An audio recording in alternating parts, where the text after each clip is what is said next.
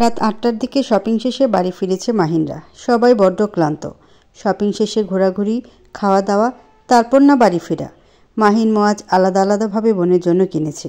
বিশ্রাম নিয়েই বোনের ঘরে যাবে সেই সিদ্ধান্তে দুইজন নিজেদের ঘরে গিয়েছে। রাত 10টার দিকে খাবার টেবিলে সবাই একত্রিত হয়েছে। মাহিন এদিক সেদিক তাকাচ্ছে। মোয়াজ এখনও আসেনি। আর জাইন, সে তো আবার বেরিয়েছিল, এখনও ফেরেনি।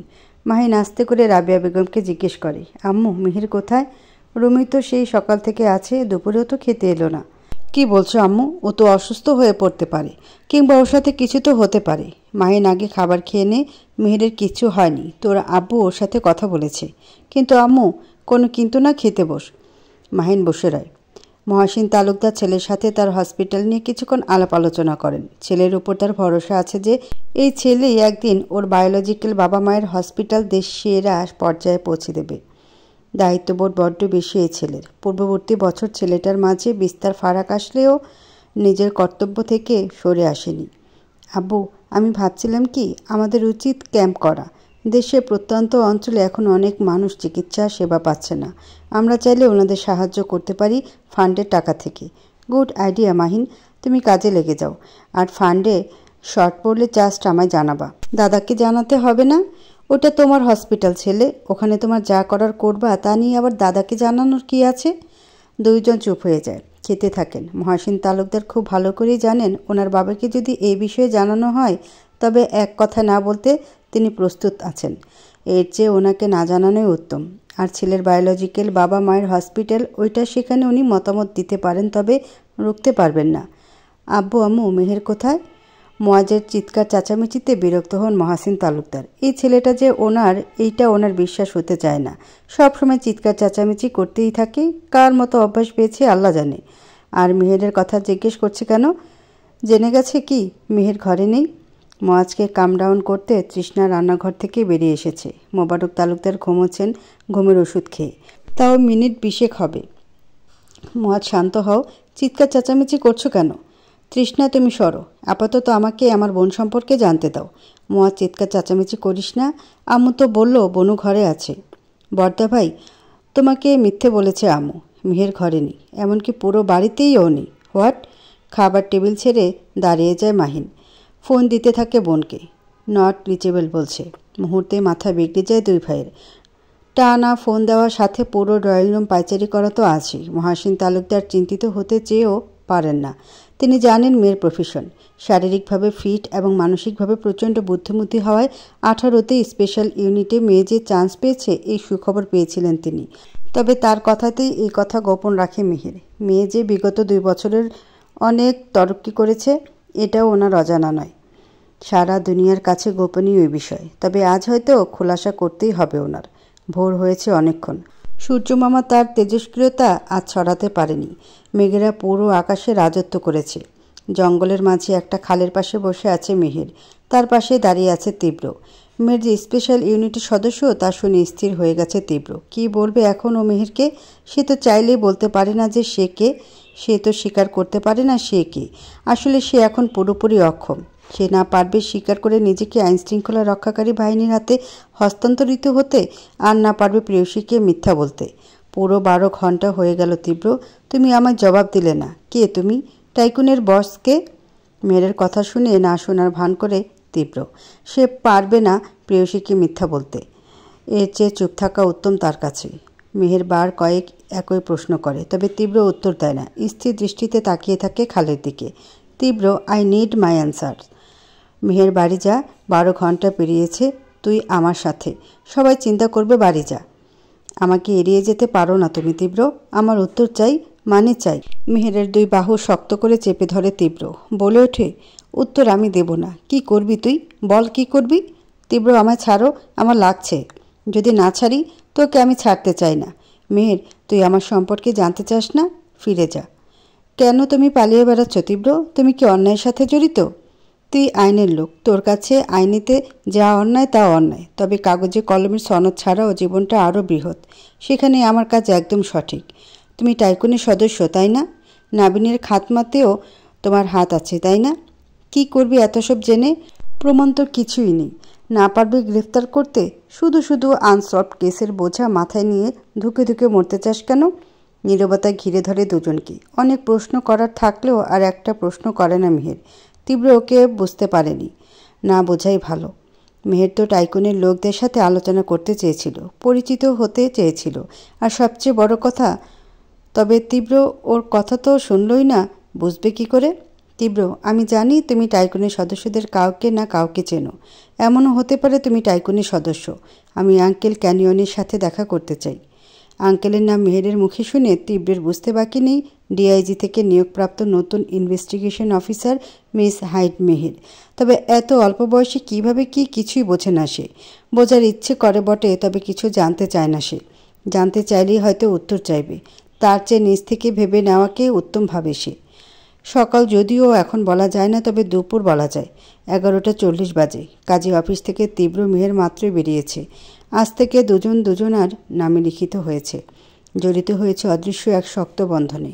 মেহেরের এখনও মনে পড়ছে তীব্রের দেওয়া শর্তের কথা। তীব্র আঙ্কেল ক্যানিয়নের সাথে কথা বলিয়ে দিতে রাজি হলেও সাথে জুড়ে দিয়েছিল শর্ত। তার হয়তো মেহেরের প্রতি সন্দেহ ছিল যে হয়তো আঙ্কেলের লোকেশন ট্রেস করে তাকে ধরে তীব্রকেও ছাড়বে না মেহের। তাই তো শর্ত দিয়ে বসলো, মেহের চল বিয়ে করে নিই, তারপর চাইলে তুই আমার সব সত্য জানতে পারিস, দেখা করতে পারিস আঙ্কেল ক্যানিয়নের সাথে, তবে জোর নেই, তোর ইচ্ছা। মেহেরের সামনে মাহিন আর মোয়াজ দাঁড়িয়ে। ভাইদের ওই ডেকে এনেছে। মহাসিন তালুকদার ছেলেদের সামনে উদ্ঘাটন করেননি যে ওদের বোনের আরও একটা অস্তিত্ব আছে। সারা রাত চিন্তায় আর মহাসিন তালুকদারের মিথ্যে গল্প কি সত্যি ভেবে পার করেছে ওরা। সকাল সকাল মেহেরের ফোনে এখানে ছুটে এসেছে প্রায় 2 ঘন্টা।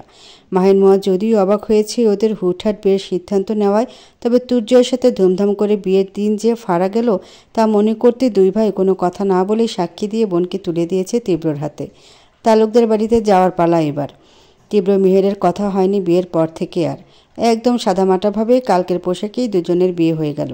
না ছিল লাল বেনারসি, না ছিল বিয়ের খাবার। একদম পালিয়ে বিয়ে যাকে বলে তেমন ছিল। হুটহাট এই বিয়ের মানে কি? আমগো করলে কি আমরা তুমগো বিয়া দিতাম না নাকি? দেখছস মহাসিন, আমি তোরে বলছিলাম মাইয়া শাসনে রাখ, নয়তো পোলা নিয়ে পালাইয়া বিয়া করব। দেখছস আমগো মানার রাখলো না। তা পোলা কোনখানের, কোন বান্দা আমারে দেখাও। মেহের তীব্র আলাদা গাড়িতে থাকায় এখনও এসে পৌঁছায়নি। তালুকদার বাড়িতে ইতিমধ্যে যা ঝড় ওঠার উঠে গেছে। এখন ঝড়টা বহমান থাকলে কিছুক্ষণ এই যা। মেহের তীব্রের উপস্থিতিতে কি হবে আল্লাহ যা ভালো জানে। মোবারক তালুকদারের খুশি হবারই কথা, কেননা তীব্র তো আবার ওনার বন্ধুর নাতি। বন্ধুর নাতির সাথে নাতনির বিয়ে মন্দ না। সালিম হাঁ করে তাকিয়ে আছে মেহেরের দিকে। ইতিমধ্যে ওর পিঠে 4 ঘা পড়েছে। মেহের নিজেই মেরেছে। ছোটবেলার বন্ধু, স্কুল কলেজ জীবনের সিনিয়র ভাই, তীব্রর চাচাতো ছোট ভাই সারিম। জারিন তো খুশি বান্ধবীর বিয়ে, তাও আবার সারিমের চাচাতো ভাইয়ের সাথে। 2 বান্ধবী যা হবে কি যে আনন্দ তার, দোস্ত বলে বোঝাতে পারবো না। আজ আমি 2টা ভালো কাজ করলাম। প্রথমত তোর আর সালিমের সাথে দেখা করালাম, আর দ্বিতীয়ত আমি বাসা সালিমের কথা বলে দিছি। ভাই, এই তারসিরা তোরসি সারিম জানলে আমি তোরে আগেই না করতাম। এই বলদে তো নিজের হেফাজত নিজে করতে পারে না, তোরটা করবো কেমনি? বৌজান, তুমি আমার ভাইকে নিয়ে এভাবে বলো না। তোমার ছোট্ট দেবর বলে কথা, দুষ্টুমি করার অনেক জায়গা পাইবা, তাই বলে। কাশি উঠে যায় মেহেরের। তীব্রের আকস্মিক এমন আচরণ ওর সহ্য হচ্ছে না। তবে যেই কাজের জন্য এই সম্পর্কে জড়ানো, সেই কাজ সম্পন্ন করার দায়িত্ব তো তারই। তবে এর জন্য তো আর তার আশেপাশে মানুষদের জীবন স্বাভাবিক হতে দিতে পারবে না সে। তাই তো স্বাভাবিক আচরণ। তবে সালিমের এতটা নিশ্চুপিতা ওকে ভাবাচ্ছে। মেহের মনে মনে ভাবছে, তীব্রর আকস্মিক এত পরিবর্তন আর এতদিন সালিমের আমার থেকে পালিয়ে থাকার পেছনে কি কোনো যোগসূত্র আছে? আর থাকলেই বা কী হতে পারে? Uncle canyon. 2 দিন পর। মেহের খুব সুন্দর করে সেজেছে আজ। মিষ্টি কালারের সুন্দর একটা গাউন পরেছে সে। হিজাব পরেছে, পাশাপাশি এক পাশ দিয়ে ওড়না নিয়েছে। অনেক মায়াবী লাগছে ওকে। বিয়ের দিন মেহেরের সাথে তীব্র আসেনি। সেদিনই ওর শেষ দেখা এবং কথা বলা ছিল। কোথা যেন হুট করে নিরুদ্দেশ হয়ে গেল। বাড়ির সবাইকে তীব্রর কথা বিশ্বাস করানো গেলেও মোবারক তালুকদার মেনে নেননি। তিনি তো জোর গলায় বলেছেন, নিশ্চিত যার লগে বিয়ে করছিল ওই পোলায় ভাগছে, এখন আমার বন্ধু নাতিরে ফাঁসাইতে চাইতেছে। অবশ্য এতে মেহেরের ওপর তেমন ইফেক্ট পড়েনি, কেননা ক্যানিয়ন আঙ্কেলের সাথে ওর 2 মিনিটের ক্ষুদ্র কথোপকথন হয়েছে। নাম্বার দেয়নি তীব্র, তবে মেহের নাম্বারটা দেখে নিয়েছিল। এখনও তার স্মরণে আছে, তবে কল দেয়নি। তীব্র ওর আশেপাশে থাকা অবস্থায় কল দিলেই ভালো হবে, নয়তো তীব্রর ক্ষতি হতে পারে। হয়তো আঙ্কেল ক্যানিয়ন ওকে ভুল বুঝবে। তাই ওই পেতনি, রেডি তুই? জাইনের কথায় হাতের বালিশ ছুঁড়ে মারে মেহের। বালিশ হাতেই এতক্ষণ সব ভাবছিল সে। তখনই তৃষ্ণাও প্রবেশ করে ওই রুমে। জাইনকে দেখে বলে ওঠে, কি দেবরজি, এখানে মারামারি করছো কেন বোনের সাথে? যাও, দ্রুত নিচে যাও, গিয়ে সামলাও সব। তুমি বলবে আর আমি তেমন করব না, এমন তো হয় না। যাচ্ছি ভাবি। তৃষ্ণা মেহেরের কাছে এসে থুতনিতে হাত দিয়ে বলে ওঠে, মাশাআল্লাহ। চোখ থেকে কাজল নিয়ে কানের পিঠে লাগিয়ে দেয়। রাবেয়া বেগম এখনও এমন করেননি। তার মতে আল্লাহ তাআলাই তার সন্তানদের রক্ষা করবে। কালো টিপ, কালো কোনো কিছু লাগিয়ে নজর কাটানোর চিন্তা কখনো তার মাথায় আসেনি। তাই মেহেরের কাছে অদ্ভুত লাগে বিষয়টা। কি এত চিন্তা করছো মেহের? তীব্র, ওহো, বিয়ে করতে না করতে জামাইয়ের চিন্তায় মশগুল। ভাবি, তুমি তো জানো সত্যিটা। বড়দাবাই ছোটদাবাই না জানলেও তো তুমি জানো। তুমি তো আমায় আরও বছর 1 আগে থেকেই চেনো। টাইকুন সাম্রাজ্য। হ্যাঁ ভাবি, ওই কারণেই আমার আর তীব্রের বিয়ে হওয়া।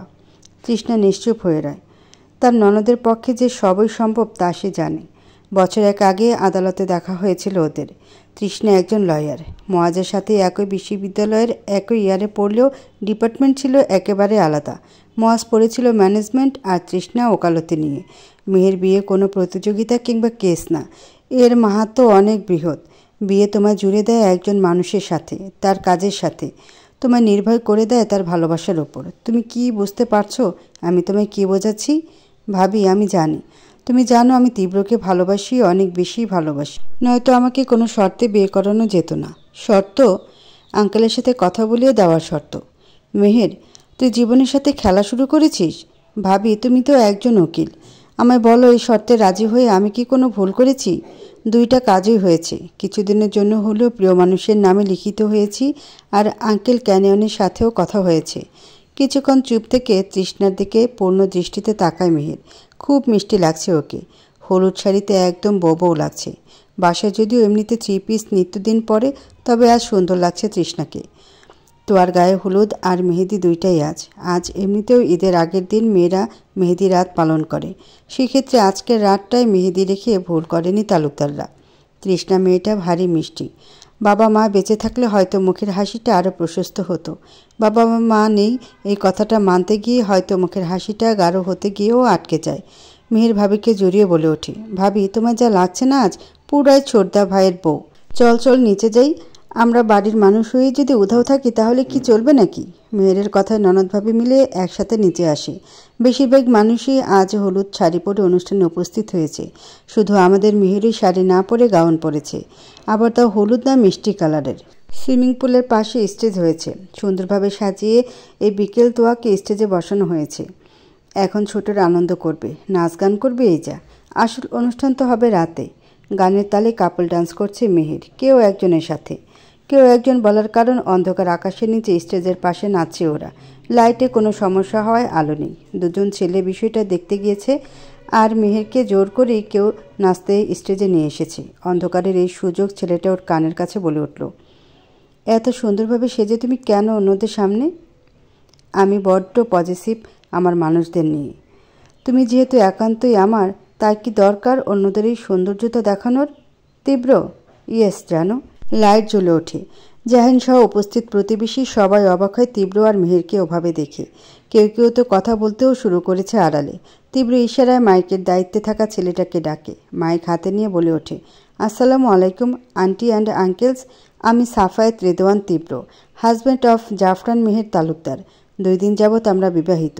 সময়ের স্বল্পতা জানানো হয়নি আপনাদেরকে, তবে তোয়ার বিয়েতে জানিয়ে দিলাম। কেউ আবার আমাদের রোমান্স করতে দেখে আমার বউটাকে নিয়ে বাজে কথা বলবেন না যেন, নয়তো আমি কাউকে ছাড়ব না।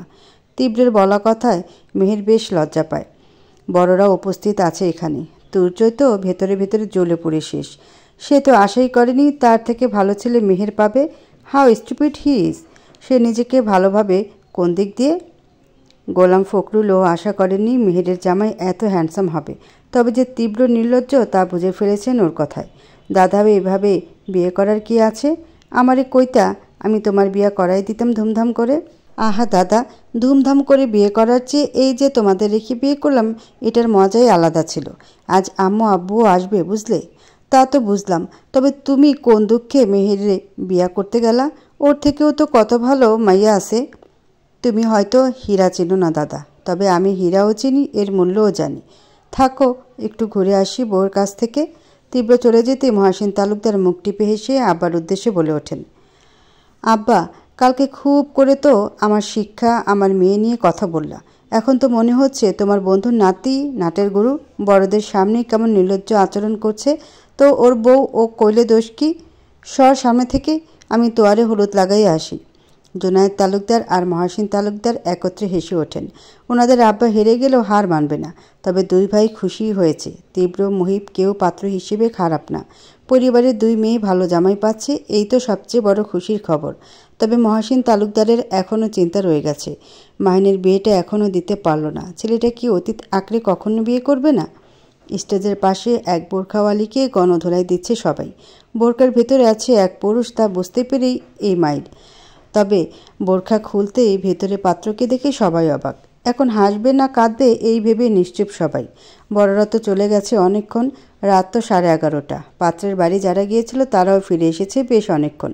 কাছাকাছি হওয়ায় 1 ঘন্টাও লাগেনি যেতে আসতে। দুলাভাই, আমার বোনকে ছাড়া থাকতে কি এতই কষ্ট হচ্ছিল যে আর কয়েক ঘন্টাও ধৈর্য কুলালো না আপনার? জাইনের কথা উপস্থিত সবাই হেসে ওঠে।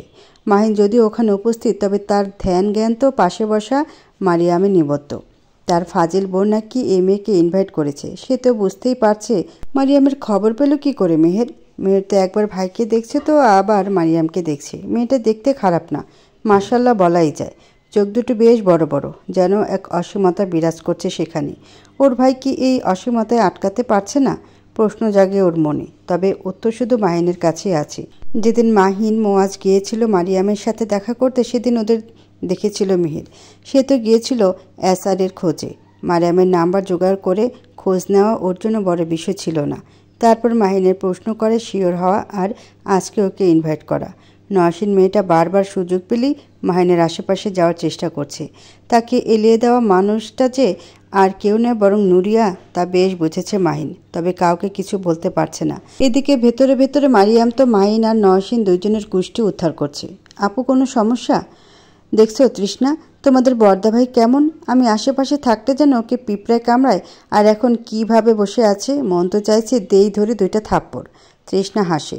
মেয়েটার মাঝে রাগ আছে প্রচুর, বুঝতে পারে, তবে কিছু বলে না। এর রাগ না থাকলে ভালোবাসা বাড়বে কি করে? মারিয়ামের রেগে যাওয়া দৃশ্য চোখ এড়ায় না মাহিনের। তাই তো ওকে পৌঁছে দেওয়ার নাম করে নওশিনের থেকে ছাড়া পেয়ে কোনো মতে পালিয়ে বাড়ি অব্দি আসে। তবে যার জন্য আসা সেই কথা বলছে না তার সাথে। এদিকে মার খেয়ে আধমরা হয়ে স্টেজের তোয়ার পাশে বসে আছে মহিব। বেচারা কোন বুদ্ধিতে যে বোরখা পরে এখানে এসেছিল আল্লাহ মালুম। হারাম কাজ করলে এমনই হবে। ছেলেদের জন্য বোরখা পরা তো হারাম। সব দোষ ওই ফাজিল বন্ধুগুলোর। আপনার কি বেশি লেগেছে? আমি ছেলে মানুষ, আমার একটু লাগে না। যে লাগছে তোমারে কেমনে বলি? মান ইজ্জত কমানোর দরকার নাই আমার। তো আর কী কথা বলবে সে তো খুঁজেই পাচ্ছে না। বড্ড লজ্জা আর আড়ষ্টতায় আটকে পড়েছে সে। মুখে বড় বড় কথা বলতে পারলো, বাস্তবে যে সে বিরাট এক ভীতু তা আজ উপলব্ধি করছে সে। আর মুহিব, সে যার সাথে দেখা করতে এসেছিল, দেখা তো তার পেল, তবে উড়াধুরা মায়ের তো বোনাচ্ছিল। তবে হবু বউটাকে দেখে মনের ভিতর আলাদাই এক শান্তি লাগছে তার। ইস, কি মিষ্টি লাগছে তার হবু বউটাকে। মন যাচ্ছে টুক করে একটা কিসি দিয়ে দিতে। ও বউ, আমাকে কি ভুলেই গেছো? এতদিন পর দেখলা, কই আদর যত্ন করে জামাই আদর করে খাওয়াবা, তা না পালাই পালাই করছো। তীব্র হঠাৎ করে কোথা থেকে এসে লাফিয়ে পড়ে মেহেরের সামনে। বেচারি হঠাৎ এমন লাফিয়ে আসায় বেশ ভয় পেয়েছে। প্রস্তুত ছিল না যে সে, তাই এমনভাবে কেঁপে ওঠা ওর। তবে তীব্রর কথা শুনে তার এখন বেশ রাগ লাগছে। সেই সন্ধ্যায় বলেছিল সাফিন রেদোয়ান আর মিসেস মিথিলা সাফিন রেদোয়ান আসবেন, কিন্তু তাদের আসার নামগন্ধও নেই। তার মাঝে এই ছেলেও নিরুদ্দেশ হয়েছিল। এই মিথ্যে বলছো কেন তীব্র? এতদিন কোথায়? মাত্র 2 দিন পর দেখা হয়েছে আমাদের, আর কিসের জামাই আদরের কথা বলছো? আমার ভাইয়া যে তোমায় খাওয়ালো তাতে হয়নি? আর আমাকে তুমি করে বলবে না? অস্বস্তি লাগে? আগের মতোই তুই করেই ডাকবে। আমার বউ আমি ডাকবো, তোমার কি জান? আর সব আদর যদি শালারাই দিতে পারতো, তাহলে বউদের কি দরকার ছিল? নিজ হাতে ও তো খাইয়ে দিতে পারতে বউজান। ঈদের শুরুটা বাড়ির নারীদের সেই কাজ দিয়েই শুরু হয়েছে। শ্যামাই, পুডিং, নুডলস, রোল আরও বিভিন্ন পদ তৈরির মাধ্যমে ঈদকে ছোটদের জন্য উদযাপন মুখর করে তুলেছে। বাড়ির কর্ত্রী দুজন এখনও সাজগোজ না করে রান্নাবান্নাতেই ব্যস্ত। বাড়ির পুরুষেরা হালকা পাতলা খেয়ে নামাজে গিয়েছে, ফিরে আসবে হয়তো কিছুক্ষণের মাঝেই। মেহের বিরক্ত, প্রচণ্ড বিরক্ত। তীব্র কালো বাদামির মিশ্রণে পাঞ্জাবি পরেছে, তবে ওর কাছে কালো রঙের কোনো গাউন কিংবা 3 পিস নেই। 1 পিস আছে, তবে তার তো আবার ওড়না নেই। কি একটা ঝামেলা! এবার ঈদে সে কিনে গাঢ় বেগুনি রঙের 3 পিস, এক দেখায় ভালো লেগে যাওয়ায় কিনে নেওয়া। তখন তো আর সে বিয়ে নিয়ে কোনো ভাবনাই রাখেনি যে কাপড় ড্রেস কিনবে। ছুটকি! ছোটদা ভাইয়ের ডাক শুনে ছুটে গিয়ে দরজা খুলে মেহের, তবে মুখটা গোমরা মুখো করে রেখেছে সে। বোনের মুখ দেখে চিন্তিত হয়ে পড়ে মোয়াজ। বোনকে আদরে গলায় বলে ওঠে, আমার ছুটকির কি হয়েছে? ছুটকি কি ভাইকে ঈদের শুভেচ্ছা জানাবে না? এখনও প্রস্তুত হয়নি কেন? আসসালামু আলাইকুম ছোটদা ভাই, ঈদ মুবারক। এভাবে বললে হবে না তো। এই নে, এই ব্যাগে আমার কেনা একটা জামা আছে, তোর জামাইয়ের সাথে অবশ্যই ম্যাচিং হবে না, বিকেলে পরিস, ছোটদা ভাইয়ের সাথে ম্যাচিং আছে। সত্যি ছোটদা ভাই? যা দ্রুত রেডি হয়ে আয়, নয়তো সালামি ক্যান্সেল। মোয়াজ চলে যেতেই মেহের দরজা লাগাতে নেবে, অমনি ডাক শুনে মাহিনের। এই 3 দিন যাবৎ 2 ভাই যদিও বোনের জন্য অনেক গিফট দিতে চেয়েছিল, তবে দিতে পারেনি ব্যস্ততায়। ঈদের আগে ব্যস্ততা যেন বেড়ে যায় বহুগুণ। মাহিন তো এই সকালে বাড়ি ফিরল অফিস শেষে। রাতে মেহেদি অনুষ্ঠান রেখেই বেচারাকে হসপিটালে ছুটতে হয়েছিল। বনু, তৈরি হোসনি কেন এখনও? বর্দা ভাই আসসালামু আলাইকুম, ঈদ মুবারক। সালামি দাও। ওয়ালাইকুম আসসালাম বনু, ঈদ মুবারক, তবে সালামি এখন না। যা, বর্দা ভাইয়ের দেওয়া এই 3 পিসটা পরে আয় তো, একটু দেখি তোকে। তুই না বলেছিলি তোর কালো কোনো জামা নেই, এইবার আমি নিয়ে এসেছি। থ্যাঙ্কস বর্দা ভাই, তুমি জানো না আমি কতটা খুশি হয়েছি। লাভ ইউ বর্দা ভাই। তুমি থাকো, আমি এই যাব আর আসবো। আমি নিচে যাচ্ছি, তুই দ্রুত তৈরি হয়ে আয়। ওকে বর্দা ভাই। খুশি খুশি মনে মেয়ের ওয়াশরুমে প্রস্তুত হতে চলে যায়। গোসল করে হেয়ার ড্রায়ারে চুল শুকিয়ে বের হয় ও। ড্রেসিং রুম ওয়াশরুমের ভিতরেই, একটা আলাদা কেক আছে ওর রুমের। একজন প্রিন্সেসের রুম থেকে কম না। অবশ্য বাড়ির অধিকাংশ রুমও এমন, শুধু গেস্ট রুমগুলো বাদে। মেয়েরকে বের হতে দেখে তীব্র বিছানায় শুয়ে চোখ টিপ মারে ওকে। তবে মেয়ের শুকনো চুল দেখে আফসোসের সরে বলে ওঠে, মুভিতে দেখেছি স্ত্রীর স্বামীর মন জয় করে ভেজা চুলে, আর তুমি শুকনো চুলে ঘুরছ। মুভি আর বাস্তব জীবনে বিস্তার ফারাক তীব্র। মেয়ের কী ভেবে যেন আবার ওয়াশরুমে ঢুকে যায়। মিনিট 5 বাদে বেরিয়ে আসে। সুন্দর করে হিজাব করে নিয়েছে। কালো 3 পিস হলেও গোল্ডেন কালারের জুড়ি বসানো তাতে, তাই হালকা গোল্ডেন কালারের হিজাব পরেছে সে। মাশাআল্লাহ বৌজান, এখন তোমায় একদম তীব্র লাগছে। ওয়েট মিনিট, আমাদের ম্যাচিং হয়ে গেছে। ও মাই আল্লাহ! হালকা হাসে মেহের, তবে তার তীব্র চোখ এড়িয়ে যায় না, কিন্তু সেও আড়ালে হাসে। তার বউ খুশি তো সেও খুশি। তবে আঙ্কেল ক্যানিয়নের সাথে কী কথা হয়েছে মেহেরের তা জানতে চাইও। তবে জিজ্ঞেস করবে কি করবে না ভেবে আর জিজ্ঞেস করা হয়নি ওর। কালকে তীব্রের বাবা মা বাংলাদেশে ল্যান্ড করেছে মধ্যরাতে। ফ্লাইট বাতিল হয়েছিল অজানা এক কারণে, তাই দেরি হওয়া। সেখান থেকে ওনারা চলে গিয়েছেন ওনার বাবার বাড়ি, অর্থাৎ তীব্রর দাদা বাড়িতে। তীব্রর সামনে গিয়ে কিছুক্ষণ দাঁড়িয়ে থেকে মেয়ের মিষ্টি এসে বিছানায় বসে। কিছুক্ষণ তাকিয়ে থেকে হুট করে হাত আগিয়ে দিয়ে বলে ওঠে, আসসালামু আলাইকুম হাজব্যান্ড, ঈদ মোবারক। বুঝেও না বোঝার ভান করে তীব্র সালামের জবাব দিয়ে ঈদ মোবারক বলে। মেয়ের গাল ফুলিয়ে বসে থাকে। ওদের হাবভাব এমন যেন প্রেম করে বিয়ে করে সুখের সংসার। বোঝাই যাচ্ছে না যে এটা শর্তের বিয়ে। অবশ্য কেউ কারো কাছে ভালোবাসার ইচ্ছা না করলেও তো একে অপরকে অফুরন্ত ভালোবাসায় বাঁধতে চায় দুজনেই। কি হয়েছে মেহের, গাল ফুলিয়ে বসে আছো কেন? চলো নিচে যাই, এখন একটু পরিবারের সাথে থাকো, বিকেলে তো আবার ও বাড়ি যাবো, আব্বু আম্মু আসছে। আমার সালামিও দিতে হবে? লাগবে না, সরো। আরে দাঁড়াও, বউ এত রাগ করলে চলবে বলো? এই নাও তোমার জন্য, আর আরেকটা জিনিস। মা। সালামি ধরিয়ে কিসি দিয়ে তীব্র দিয়েছে দৌড়। মেহের তো স্থির হয়ে দাঁড়িয়ে আছে। বেচারি এই কিসের আশা করেনি। মিনিট 2 দাঁড়িয়ে থেকে লাভ দিয়েছে 3টা। তারপর নিজের এক্সাইটমেন্ট কমিয়ে নিচে নেমেছে। একে একে সবাইকে সালাম করে বড় অঙ্কের টাকাও সালামি পেয়েছে। তো আর শান্তশিষ্ট মেয়ে কারো কাছে চায়নি কোনো সালামি, চুপচাপ সালাম করে চলে এসেছে। তবে বড় ভাইয়েরা বাবা চাচা দিয়ে তাকে সালামি। যাই আফসোস করছে বসে বসে। মেয়ের ওর থেকে সালামি নিয়েছে, সব ক্ষেত্রে পাওয়ার দেখায় ও বড় বলে। আর আজ বলছে সালামি দেওয়ার ক্ষেত্রে নাকি সব ভাইয়েরা বড়, বোনেরা ছোট হয়ে যায়। এর কোনো যুক্তি পায়নি ও, তাই তো আফসোস করছে। আর মেয়ের ঘুরে ঘুরে টাকার বাতাস খাচ্ছে। কী গো ননদিনী, টাকার বাতাস যে গরম তো বেশি লাগবে। আহা ভাবি, তুমি বুঝবে না, আমি তো জায়েনকে জ্বালাচ্ছি। বেচারা টাকা মেরেছি বলে কথা, তা ছুটকির কি ভাবির থেকেও সালামি লাগবে? লাগবে তো বটে, তবে সালামি হিসেবে একটা টাইট হাঁক দাও তো। তৃষ্ণা টাইটলি হাঁক করে মেহেরকে। মেয়ে এমনই, কখন যে কিভাবে কার মন জয় করতে হয় খুব ভালো জানে। তবে নয়সিনের সাথে এসেছে পর থেকে ঝগড়া বাঁধিয়ে রেখেছে, কেন যে এমন করছে তৃষ্ণা বোঝে না। একটা কারণ খুঁজে বের করেছিল, তবে তা যে হবার নয় তা সে ভালোই জানে। বৈঠক ঘরে বাড়ির পুরুষেরা বসেছে। বাড়ির লোকজন গরু সাইজ করছে, কোরবানি দেওয়া হয়ে গেছে, আর পাশেই খিচুড়ি রান্নাও হয়েছে। যারা কাজ করবে তারা যেন অভুক্ত হয়ে কাজ না করে তাই। মাহিন মোয়াজ ঘুরতে যাওয়ার প্ল্যান করছে, বড়রাও সায় দিয়েছে। তবে তার মাঝে তীব্র বলে ওঠে, মাহিন তোরা এবার একাই যাবি, আমার বউ কিন্তু যাচ্ছে না। কেন, কি হয়েছে? আমাদের বোনু ছুটকি কি অসুস্থ? আরে না, তোরা দুইটাও না, আজ বিকালে মেয়ের ও শ্বশুরবাড়ি যাবে তীব্রর সাথে। মেয়ে দুটো কোন সময় যে বড় হয়ে গেল। আজ এক মেয়ে শ্বশুরবাড়ি ঈদে যাচ্ছে, আর কাল আরেক মেয়ে বিয়ে করে শ্বশুরবাড়ি চলে যাবে। ভাই, মেয়েরা বড় হলে তো পর হয়েই যায়, এটাই তো নিয়ম। তবে ওরা তো এই বাড়ির মেয়েই থাকবে, ভাইরা ঠিক থাকলে ওদের আসা যাওয়াও থাকবে আমার মতো। মায়া বেগমদের কোরবানি হবে নিজ ভবনে। তিনি রেডি হয়ে বের হওয়ার পথে বললেন, ওনার স্বামী, ছেলে, বউ চলে গিয়েছে অনেক আগেই, এখন উনি যাবেন। সঙ্গে খাবার দাবার নিয়েছেন, কাটাকাটি করে বিলাতেও তো সময় লাগবে নাকি? ততক্ষণে রান্নাবান্না করতে যে দেরি হয়ে যাবে, তাই এই উপায় কাজে লাগানো। ইলশিগুড়ি বৃষ্টির মাঝে ছাতা মাথায় হেঁটে চলেছে দুই কপতি। ইচ্ছেটা আজ ছুঁয়ে দেওয়ার, পাশাপাশি দীর্ঘক্ষণ হাঁটার। হাত ধরে মোয়াজ হাঁটতে থাকে তৃষ্ণার। ভালোবাসাটা যেন ক্ষণে ক্ষণে বেড়েই চলেছে। এই তো আর 2 মাস, তারপর 1 বছরে পা রাখবে ওদের সম্পর্ক। এই 10 মাসে ওদের একদিনও মনে হয়নি যে না, আমরা ভুল করেছি। ঝগড়া সব সংসারেই হয়, তবে ঝগড়ার সময় এক পক্ষ চুপ থাকলে সেই ঝগড়াটা বাড়তে পারে না। তৃষ্ণা মোয়াজ এইভাবেই তাদের ঝগড়া কখনো বাড়তে দেয়নি। তৃষ্ণা, আমি কি কোনো অন্যায় করেছি? তুমি এত চুপচাপ কেন? আমার প্রাউড হয় তোমায় নিয়ে, জানো কেন? কারণ তুমি পৃথিবীর সেরা ভাই, সেরা স্বামী এবং একজন সেরা মানুষ। স্ত্রীর চোখে সেরা হতে পেরে আমি ধন্য। কতজনই বা পারে তার সহধর্মিনীর চোখে সেরা হতে, তবে সেরা স্বামী হতে কিন্তু সেরা বউটাই সাহায্য করে। তানিজার আম্মু, তানিজা, আমাদের যখন বেবি হবে তখন আমি আমার মেয়ের নাম তানিজা রাখবো। সুন্দর না?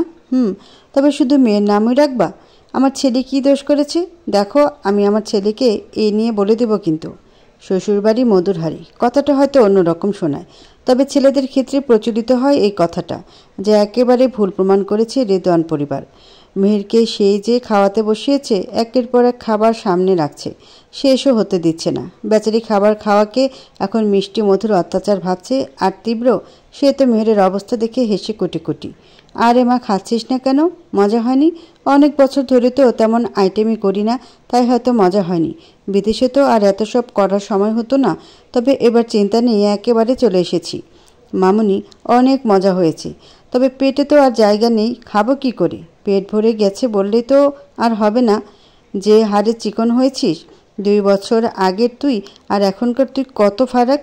সবার আদর যত্ন ভালোবাসা পেয়ে মন ভরে গেছে মেহেরের। শাফিন বাবাই, সাজিদ বাবাই ওকে সালামি দিয়েছে, সালিমের থেকেও সালামি আদায় করে নিয়েছে ও। সাদিয়া আপাই তার জামাইয়ের থেকেও সালামি আদায় করেছে ও। তবে দিন শেষে গিয়ে সালামি দিয়েছে সাদিয়া আপাইয়ের পুচকু রোহানকে।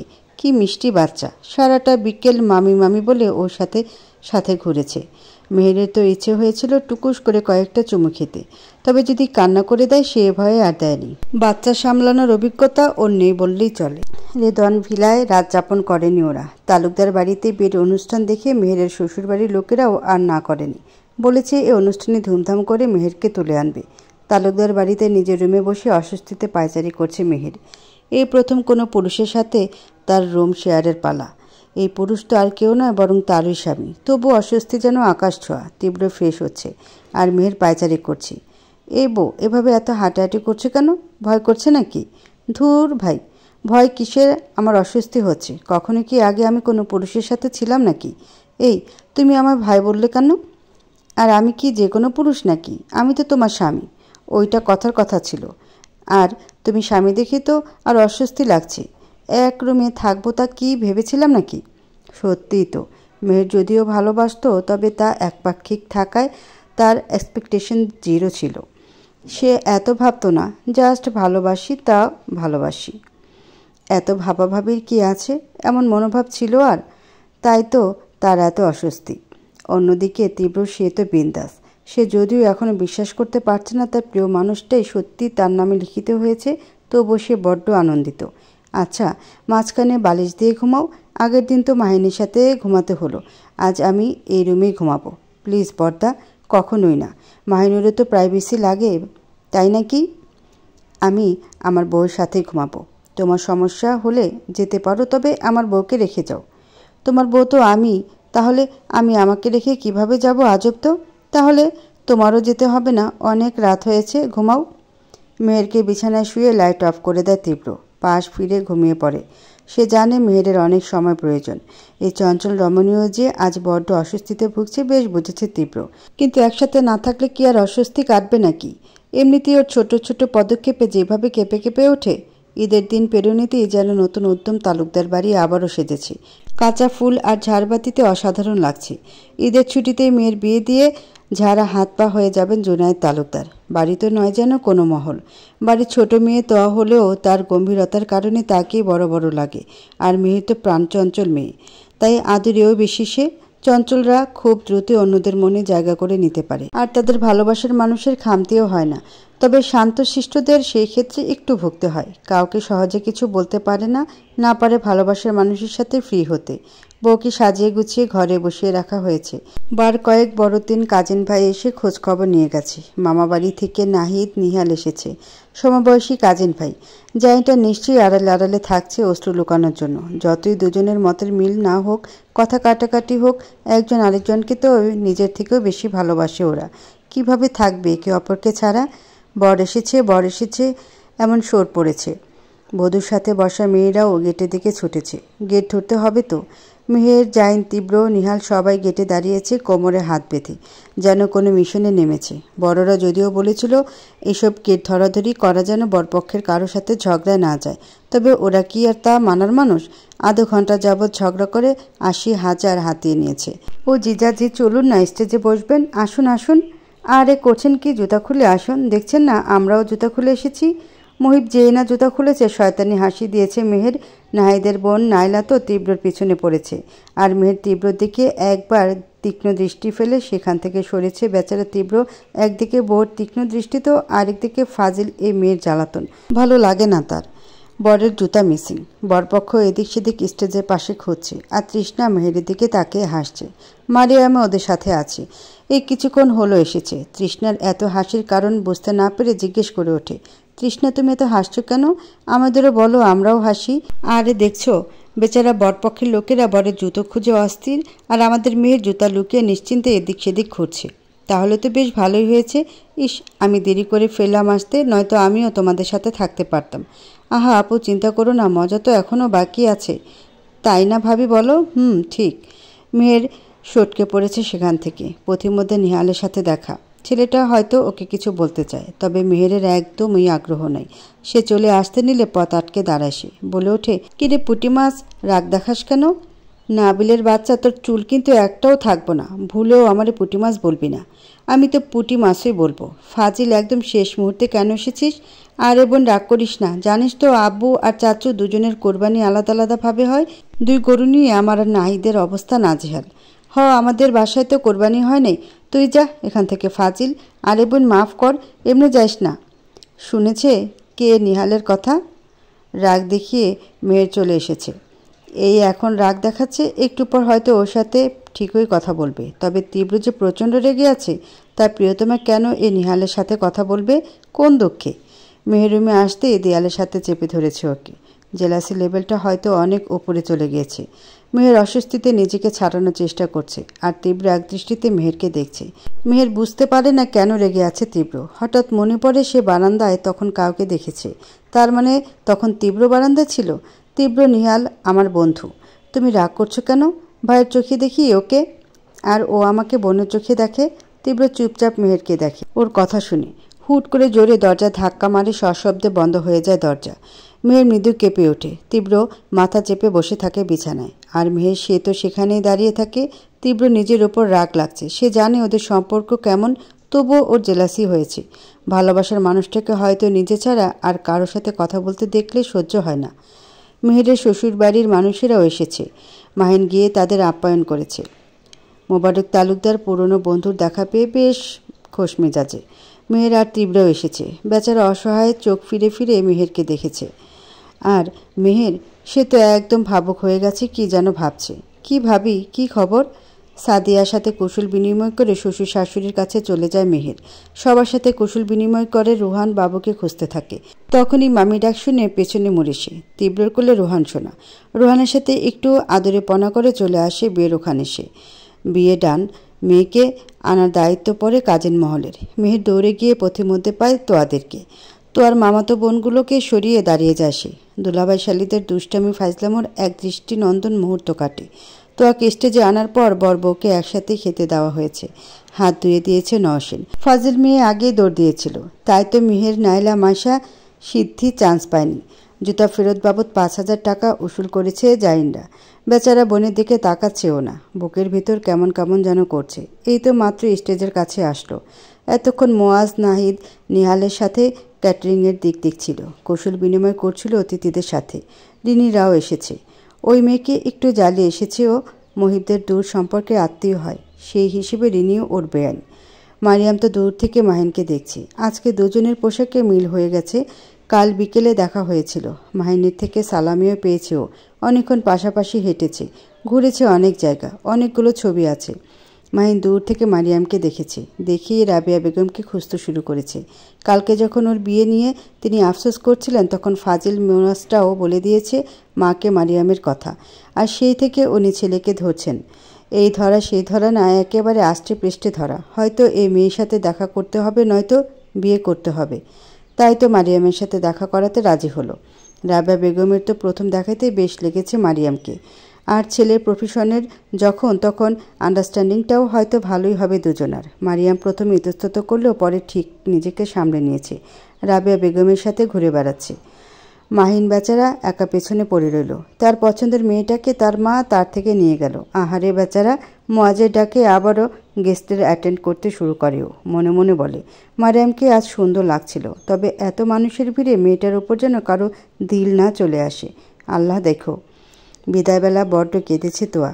জায়েন বেচারাও কেঁদে দিয়েছে। জীবনের 20 বছর একসাথে কাটানো বোনকে এভাবে অন্যের বাড়ি চলে যেতে হলো। প্রত্যেকটা মেয়েকে যেতে হয়।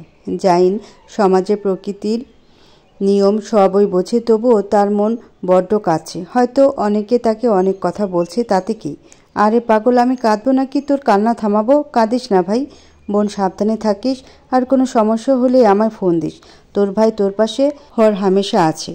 মাহিন মোয়াজ গেছে মহিবের কাছে। মহিব ওদের দুই ভাইকে একত্রে দেখে হাসি খুশিভাবে জড়িয়ে ধরেন। মাহিন জড়িয়ে ধরে পিঠ থাপড়ে বলে ওঠে, মেহের যেমন আমাদের বোন, তেমনি তোয়াও আমাদের বোন। আশা করব ওর চোখে এই অশ্রুই শেষ অশ্রু হবে। আর কখনো অশ্রু ঝরলে তা হবে সন্তান প্রসবের যন্ত্রণার অশ্রু। এর মাঝে তোমার কিংবা তোমার পরিবারের দেওয়া কষ্টে আমাদের বোনের চোখ দিয়ে অশ্রু ঝরবে না। মাহিন ভাই, কেউ কি নিজেকে ক্ষতবিক্ষত করতে চায়? ভালোবাসি তোয়াকে, তাই তো ওকে আপন করে নিলাম নিজের নামে। ওর চিন্তা আজ থেকে আমার। ওর সুখ দুঃখে সাথী হয়ে ওর পাশে থাকবো। মেয়ের কাঁদছে না, তবে তোয়াকে জড়িয়ে অনেক কথা বলেছে। জাডিনির সাথে ভিডিও কলে কথা বলিয়ে দিয়েছে। মেয়েটা আসতে পারেনি, দাদাবাড়ি গিয়েছে। ওর বাবা মা জোর করে নিয়ে গিয়েছে। ওখানে ওদের কোরবানি হয়েছে। সিলেটের পথ কম নাকি? মেয়েটা ইচ্ছে থাকলেও বিয়েতে অ্যাটেন্ড করতে পারেনি। ভাগ্যটাই খারাপ। যত বিয়ে আসুক না কেন, ওর পরিবারের ওকে এদিক সেদিক নিতেই হবে। আর সালিম তোয়ার পাশ থেকে উকি ঝুঁকি দিয়ে বার কয়েক প্রেয়সীকে দেখে নিয়েছে। প্রেয়সী ছাড়া তো তার ভালোই লাগছিল না। যখন শুনল মেহের কথা বলিয়ে দিবে, তখন থেকেই ওর পিছু পিছু ঘুরছিল। শেষ মুহূর্তে এসে বিরক্ত হয়ে ফোন দিয়ে দেয় মেহের। সালিম ফোন নিয়ে অন্যদিকে চলে যায়। বেচারা কত কিছু ভেবে ফোন দেয়নি। ভেবেছে যদি ওর আত্মীয় স্বজনের মাঝে কেউ কিছু ভাবে। এইসব জীবনের ধাপগুলো বেশ সহজ লাগলেও প্রতিটি পদক্ষেপ কখনো কখনো হয়ে দাঁড়ায় একটি রুবিক কিউবসের মতো। যে পারে সে কয়েক মুহূর্তে মিলিয়ে নিতে পারে, আর যে পারে না সে একাংশ ছাড়া বাকি 5 অংশ কখনো মেলাতে পারে না। আজ মেহেরের মনে হচ্ছে সেও তেমনি জীবনের একাংশই উদ্ঘাটন করতে পেরেছে। বাকি 5 অংশের খোঁজ অবধি এতদিন সে পায়নি। হসপিটালের করিডোরে নিস্তব্ধভাবে বসে আছে সে। রেদওয়ান আর তালুকদার বাড়ির প্রায় মানুষই উপস্থিত এখানে। তীব্রকে ক্ষতবিক্ষত করেছে 2 গুলি। বুকের অনেকটা ওপরে লাগায় এই যাত্রায় তার সুস্থতা খুব শীঘ্রই হয়তো নিশ্চিত। মেয়ের চোখ টলটল করছে। হয়তো কেউ একটু সহানুভূতি দেখাতে আসলেই কেঁদে ভাসাবে। পুরো 12 ঘন্টা এখনও জ্ঞান ফেরেনি তীব্রর। আর বাড়ির মানুষেরা তো খবরই পেল এখন। সব দিক তো মেহেরই সামলাচ্ছিল। তার সামনে তো সব হলো 12 ঘন্টা আগে। গাড়িতে করে মেহেররা বেরিয়েছে রেদওয়ান বাড়ির উদ্দেশ্যে। দুজনই বেশ চুপচাপ। বিকেলে সেই বিষয়টা নিয়ে হয়তো দুজনের মাঝেই এখনও ঝড় চলছে। গাড়িতে আর কেউ নেই। এত রাত করে যাওয়ার দরকারও ছিল না। তবে নুরিয়া মেয়েটা ওকে টিচ করে বলেছে শ্বশুরবাড়ি থাকতেও জামাই নিয়ে বাপের বাড়ি কেন পড়ে আছে। মোবারক তালুকদার এই কথা শুনেও শুনেননি, তবে মেহেরের কথা শুনেছেন। মেহের বলেছিল, আমি তো আমার বাপের বাড়ি পড়ে আছি, আর তুমি তো তোমার বাপের বাড়ি কিংবা শ্বশুরবাড়ি কোথাও নেই, পড়ে আছো আত্মীয়ের বাড়িতে। তাই তো মোবারক তালুকদার মেহেরকে বেরিয়ে যেতে বললেন, কথা শোনালেন। মহাসিন তালুকদার কিংবা রাবেয়া বেগম কেউ কিছু বলেনি। জুনায়েদ তালুকদার বাড়িতে উপস্থিত ছিলেন না। আর তানমি, সে তো রুমে বসে এখনও কাঁদছে মেয়ের জন্য। মাহিন, মোয়াজ, জাইন ওরা তখনও আত্মীয়দের বিদায় জানাতে ব্যস্ত। লাগেজ গোছাতে যেতে নিলে মহাসিন তালুকদার পথ রোধ করে দাঁড়ান। মেয়ের বাবাকে জড়িয়ে কেঁদে দেয়। সে জানে তার বাবা কেন তার দাদাকে কিছু বলতে পারেন না। তার বাবা যখন কঠিন রোগে আক্রান্ত তখন তার দাদি মৃত। মোবারক তালুকদার প্রায় 1 বছর নাওয়া খাওয়া ভুলে ওনার সেবা করে ওনাকে সুস্থ করেছেন। কত মানুষ বলতো আরেক বিয়ে কর, আরেক বিয়ে কর। তিনি এসবে পাত্তা দিতেন না। নিজ হাতে ছেলে মেয়েদের মানুষ করেছেন। তাই তো চাইলেও বাবাকে কিছু বলতে পারবে না তিনি। মেয়ের মা, বাবাকে ভুল বুঝিস না। তুই তো জানিস আমি আব্বার মুখের উপর কখনো কথা বলতে পারবো না। তোর আব্বুকে মাফ করিস মা। আব্বু, এটা কেমন কথা বলো? তুমি মাপ চাচ্ছ কেন? একদিন তো আমার শ্বশুরবাড়ি যেতেই হতো। আজ যাব কিংবা কাল যাব তো নাকি? চিন্তা করো না, আম্মুর কাছে যাও, দেখো হয়তো আড়ালে কাছে। মা। মেয়ের মাথায় চুমু খেয়ে মহাসিন তালুকদার চলে যান। মেয়েরা হচ্ছে বাপের চোখের দুলালি। ছেলেকে যতটা শাসন করে শক্ত করা যায় তার চেয়ে মেয়েকে ততটা কোমলতা দেখিয়ে কোমল হয়তো বাবারাই বানায়। আর মেয়েদের অধিকাংশ ক্ষেত্রেই শাসন করে তাদের মায়েরা। বাবা মেয়ের সম্পর্কের বাঁধন অন্যরকম। মেয়েরকে রুমে আসতে দেখে তীব্র মুচকি হেসে বলে ওঠে, ও বউ, আসছো যখন দরজা বন্ধ করিয়ে আসো। ঘুমাবো তো? কোনো ঘুম না, জামা কাপড় গোছাও, আজই শ্বশুরবাড়ি যাব। এত রাতে? আচ্ছা ঠিক আছে, তাড়াতাড়ি। মেহের নিজের কাপড়গুলো কোনো মতে লাগেজে ভরে একটা জামা নিয়ে ওয়াশরুমে ঢুকে যায়। বড্ড ক্লান্ত সে, তবে তার আত্মসম্মান সবার আগে। ফ্রেশ হয়ে ঘুম দেওয়ার প্রয়োজন ছিল, তবে এখন আগে যেতে হবে শ্বশুর বাড়িতে। বাবা মাকে বলে বেরিয়ে যেতে প্রতিমধ্যে ভাইদের সাথে দেখা হয় ওর।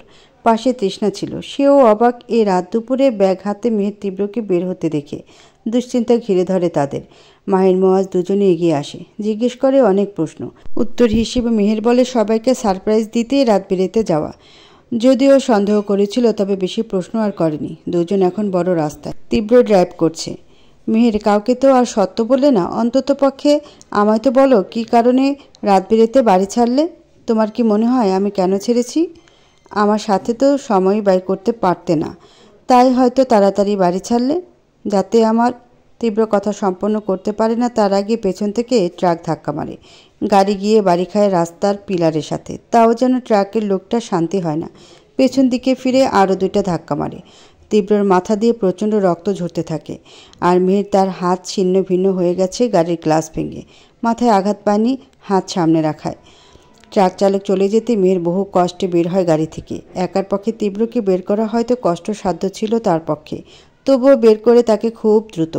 কেননা গাড়ি থেকে ডিজেল লিক হচ্ছিল, যখন তখন আগুন লাগতে পারে।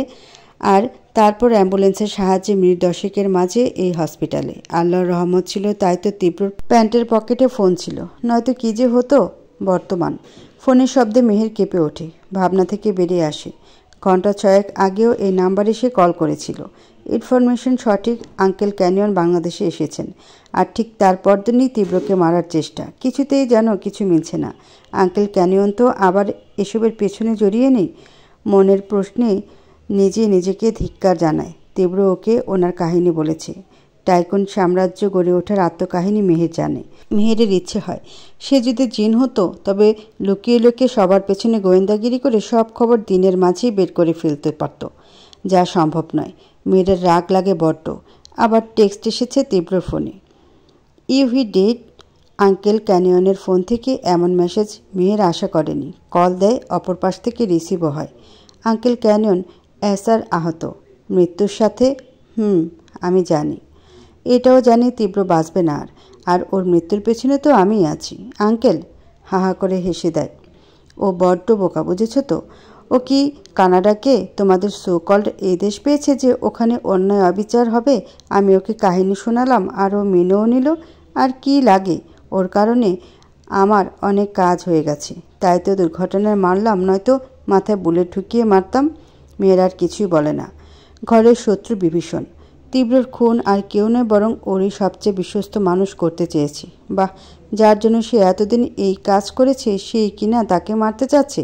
তীব্র তো জানতেও পারল না এখনও যে তার আঙ্কেল কত বড় বাটপার। আঙ্কেল ক্যানিয়ন আর কেউ একজন দাঁড়িয়ে আছে সুন্দর ক্যাসিনোর মতো জায়গাতে। বাংলাদেশেও এখন এমন জায়গা আছে বটে। আঙ্কেল ক্যানিয়ন আশ্বস্ত করেন সামনের ব্যক্তিটিকে, তার অস্তিত্ব এখানে গোপন থাকবে। চাইলে সে মাস্ক হুডি খুলতে পারে। এত গরমে এভাবে থাকার মানে হয় না। আঙ্কেল ক্যানিয়ন যেহেতু খোলামেলা দাঁড়িয়ে, তো সামনের ব্যক্তিটাও খুলে ফেলে তারই পরিচ্ছেদ। তুর্জয়, হ্যাঁ তুর্জয় ওনার সামনে দাঁড়িয়ে। ডিল করতে এসেছেন ওনারা, সবচেয়ে বড় ডিল বাংলাদেশের ডিলারদের সাথে। ড্রাগ ডিলিং এই দেশ থেকে কিনে অন্য দেশে পাচারের যে ধান্দা, সেইটার কাজেই আজ তার এখানে আসা। টিকে ডিলটা কনফার্ম করো। Yes boss. ডিল কনফার্ম হতেই মদের নেশায় লুৎপুত হয়ে যায় ওনারা। এইসব জায়গা তো শয়তানের বাস। রাতে মানুষের সংখ্যা থাকে অনেক অনেক বেশি, তাই তো দিন করে ডিল করা। সকাল সকাল এই ডিলিং এই সেফ মনে হয়েছে ওনাদের। তাই তো এই সকাল সকালে ডিল ফাইনাল হওয়ায় ওনাদের খুশি উদযাপন। মানুষ কত খারাপ হয়, তাই না? নিজের কার্য সিদ্ধির জন্য কত ধরনের মিথ্যা কথাই না বলে মানুষ। তীব্র যাকে ভালো মানুষ ভেবে জনগণের হিতে আইনের বিরুদ্ধে কাজ করছিল, সেখানে সে নিজেই হয়েছে প্রতারিত। তার সাথেই তার আঙ্কেল প্রতারণা করেছে। তীব্র কি সইতে পারবে এই প্রতারণা? আদৌতে কি সে বিশ্বাস করতে পারবে সব? নাকি এইসব বিশ্বাস করার চেয়ে মৃত্যুর স্বাদ গ্রহণে সে বেশি আগ্রহী হবে? মেহের কি আবারও ডিআইজির সাথে যোগাযোগ করে কেসটা হাতে নেবে? সে কি আঙ্কেল ক্যানিয়নকে তার যোগ্য শাস্তি পাইয়ে দিতে পারবে? পারবে কি তীব্রের ভুল ভাঙাতে? আচ্ছা, তীব্র কি পারবে কখনো আর কাউকে বিশ্বাস করতে? নাকি এখানে ওর বিশ্বাসের সমাপ্তি ঘটবে? আর তুর্জই বা কীভাবে আঙ্কেল ক্যানিয়নের সাথে জড়িত হলো? সে যে ওকে কখনো ধোকা দিবে না তার কি মানে আছে?